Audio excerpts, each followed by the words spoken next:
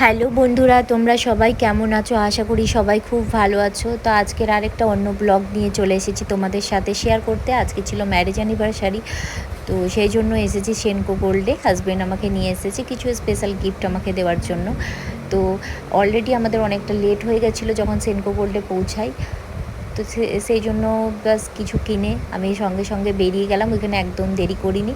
তো কি কিনেছি সেটা অবশ্যই আমি তোমাদের সাথে শেয়ার করব। যদি তোমরা জানতে চাও তো কমেন্ট বক্সে আমাকে লিখবে, অবশ্যই আমি তোমাদেরকে দেখাবো আমি কি কিনেছি। তো তারপরে চলে এসেছি রেস্টুরেন্টে খেতে। ফার্স্ট ছিল আজকে ম্যারেজ অ্যানিভার্সারি, আর তাছাড়াও আজকের দিনটা ছিল মাদার্স ডে। তো যার জন্য দুটো একসাথেই সেলিব্রেশন করা হয়ে গেল। এমনিতে খুব একটা বেরোনো হয় না মাদার্স ডে বলে, মানে আলাদা করে সেলিব্রেশন হয় না, যেহেতু একসঙ্গে দুটো পড়েছে তো লেট হয়ে গেছে, তো তার জন্য একসাথেই হয়ে গেল। দুটো এখানে চলে এসেছি রেস্টুরেন্টে খাবার কিছু খেয়ে। তারপরে বাড়ি ফিরতে ফিরতে অনেকটাই লেট হয়ে গেছিলো, রাত 1টা বেজে গেছে। কেন কি এখানে এত বেশি ভিড় ছিল রেস্টুরেন্টে যে আমাদেরকে অনেকক্ষণ ধরে সেটার জন্য ওয়েট করতে হয়েছিল।